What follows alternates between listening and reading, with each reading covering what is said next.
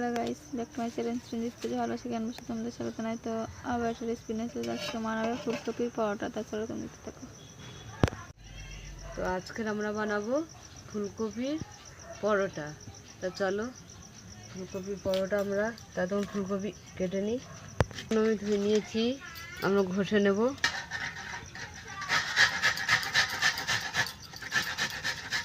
ফুলকপিটাকে ঘষে নেব। উনুনটা ধরে গেছে, আমি কড়াইটা বসিয়ে দিলাম।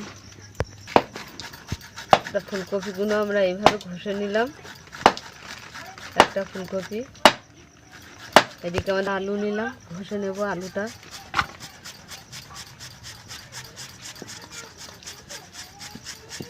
আলুটা ঘষা হয়ে গেল।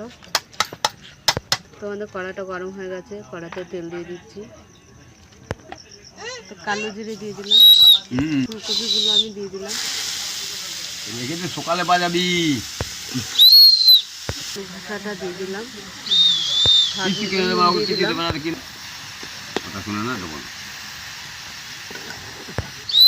টমেটো দিয়ে দিলাম, দিয়ে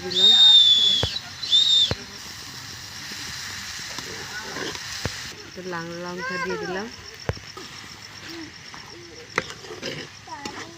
ধনে পাতা দিয়ে দিলাম। ভালো করে নেড়ে নেবো। মরিচের গুঁড়ো দিয়ে দিলাম।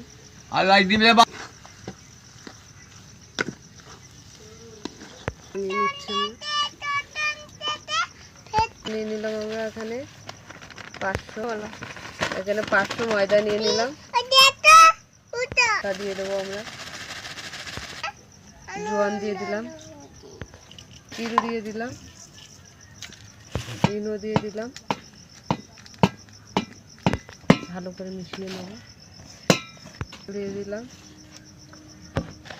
তো ভালো করে মেখে নেবো, আমি মিশিয়ে নেবো। আগে জল দিয়ে দিলাম, অল্প অল্প করে জল দিয়ে মেখে নেবো। তো আমাদের মাখা হয়ে গেছে ময়দা। আমরা লেচিগুলো কেটে নিচ্ছি।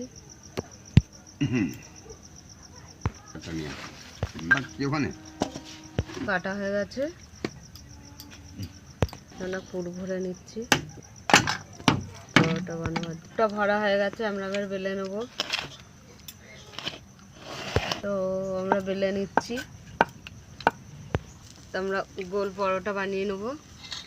পরোটাটা হয়ে গেছে, তুলে নিলাম। সব বেলে ভেজে নেব। হয়ে গেল। আমি ওটা খাবো না এখন। পরোটা ফুলে ঢোল নিলাম। তো ফুলকপির পরোটা হয়ে গেছে। আমাদের ধনেপাতার চাটনি এখানে। তো পরোটার সঙ্গে ধনেপাতার চাটনি। কেমন লাগলো বলো? ভালো লাগলে লাইক করে দেবেন, শেয়ার করে দেবেন,